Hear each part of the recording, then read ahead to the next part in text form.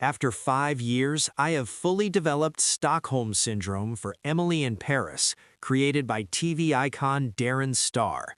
Netflix's infamous show about an American girl living a French fantasy in Paris has earned considerable flack since its premiere in 2020, with critics and fans calling it every name in the book. Yet, while it's undeniable that this show is not the peak of prestige TV, it's also undeniable that it has improved with time, both making up for many of its initial shortcomings while also fully leaning into its inherently absurd, escapist, guilty pleasure premise. Golden Globe nominee Lily Collins returns as the spirited Emily Cooper, an American 30-something on a work visa in Paris with an excessive can-do attitude that makes her both annoying and engaging. This time, however, she begins season 5 where we last left her, and as more parts of her Paris life join her in Rome, Emily finds herself right back where she started. But one thing's for sure, she's going to give La Dolce Vita a try. What is Emily in Paris Season 5 about? Emily in Paris Season 5 begins with Emily in Rome, now presumably running the Italian branch of Agence Gretto. She's still in a relationship with dreamy Italian fashion heir Marcello Murator, although she's finding it hard to discuss any of her many ideas with his elusive mother, Antonia. Her infallible boss, Sylvie, is still in Rome and in an affair with Giancarlo, a famous Italian director, which means the comedic duo of Luke and Julian are also there, resulting in Agence Gretto's Rome office becoming far more crowded than Emily expected. It's not long before Emily's BFF, Mindy, makes her way to Rome, under the pretense of performing at an event for Agence Gretto. Mindy is facing a crisis of her own, as, alone in Paris with Alfie, the two have formed an unexpected attraction. With Alfie also finding his way to Rome, things between them become far more complicated than they anticipated. Emily in Paris Season 5 features the return of William Abadi as Antoine Lambert, the owner of Maison Laveau and one of Sylvie's most high-profile clients. Arnaud Bernard reprises his role as Laurent, Sylvie's husband, while Thalia Besson, in a hilarious casting nod considering who her father is, returns as Geneviève, Laurent's Nepo baby daughter working at Agence Gretto Paris. Season 5 also features guest appearances from Brian Greenberg, Michelle Larocque, and Oscar nominee Minnie Driver.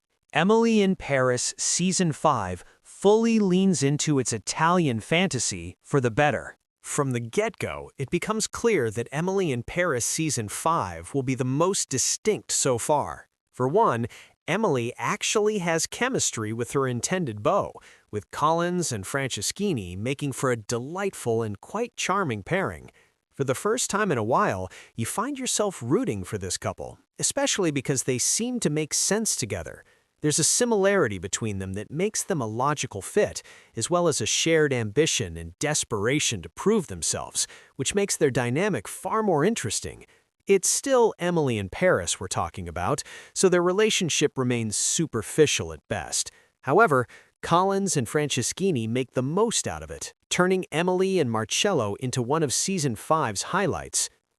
As you might expect if you're familiar with this show, the other highlight is Sylvie. It's no secret that Leroy Beaulieu is Emily in Paris's secret weapon, and the show has used her incredibly well in past seasons. Season 5 is no different. Sylvie has always been a co-lead, but Season 5 makes her more of an equal to Emily. Not career-wise, since Sylvie is still Emily's senior, but in dynamic. If Emily in Paris Season 5 has one huge strength, it's the fact that Emily and Sylvie's relationship takes center stage. Both characters still earn plenty of individual storylines, including romantic shenanigans, a much welcome plot where Sylvie reconnects with an old female friend, and Emily and Mindy's friendship serving as the core of the show in more ways than one. However, Emily and Sylvie's partnership also evolves, moving away from their initial antagonism and subsequent mentor-mentee dynamic to become a genuine bond between two women who appreciate and respect each other. It's a brilliant choice, one which Collins and Leroy Beaulieu played delightfully. For all the criticism Emily in Paris gets for its bland romances, it should earn as much praise for how much chemistry its leading ladies have with each other. As one might expect from a season set in Italy, especially one as happy to embrace how basic it is, Emily in Paris features a lot of what you might expect from a Roman holiday. Montages of the characters enjoying Italian cuisine with slow-mo close-ups of the food? Check. Gorgeous vistas of major Roman landmarks? Check. A trip to the Italian countryside and an eventual stop in Venice? Check and check.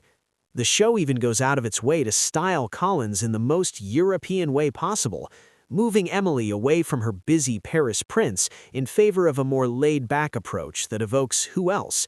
Audrey Hepburn in her Oscar-winning role. Emily in Paris Season 5 still repeats the same old habits. Alas, Emily in Paris Season 5 is not completely perfect. In fact, most of the storylines that aren't directly related to Emily and Sylvie never click, which sadly includes Mindy's arc. Ashley Park remains a winning part of Emily in Paris, and her musical numbers are always a welcome distraction in a show comprised entirely of them. But for the first time, Mindy's arc has more to do with men than her personal growth or career aspirations. The trailer for the season has already spoiled the prospect of Mindy and Alfie getting together, but unfortunately, it comes across as more of a way to give two long-running characters something to do, rather than a romance born out of a genuine connection.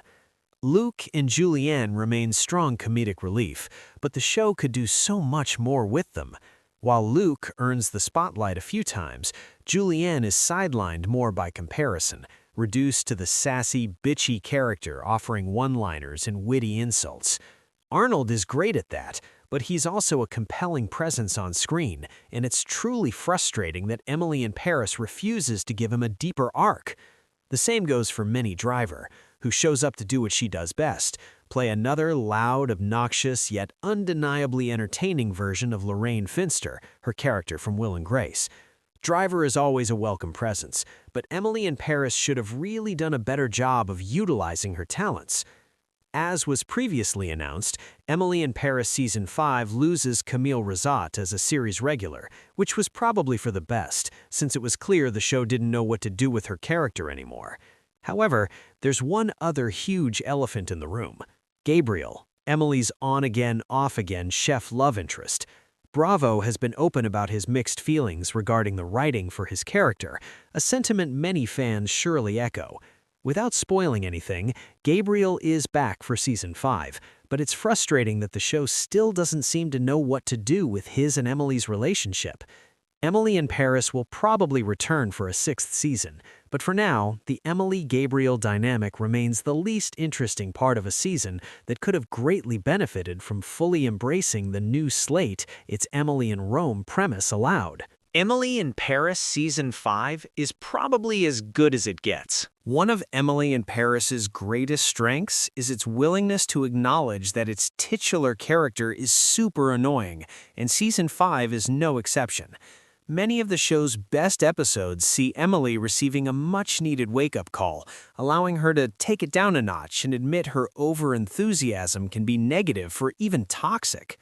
By Season 5, Emily is much more laid back, yet still distinctively driven in probably the best version of herself thus far. The same can be said of the season as a whole, with Emily in Paris proudly embracing its identity as silly, non-demanding entertainment. Emily in Paris Season 5 is the right kind of comfort food for the holidays, luxurious, delicious, and ultimately disposable. It's imperfect, messy, and refuses to engage in any deep ideas concerning its characters, but it's also a lot more self-referential and self-aware. Perhaps I've just gotten used to Emily's brand of toxic positivity, or perhaps I just need a good dose of escapism this Christmas, but I think the same could be said for many viewers out there. Emily in Paris Season 5 won't win over any new fans, but if you stuck with Emily this long, then there's no reason you won't enjoy her latest adventure in the Eternal City.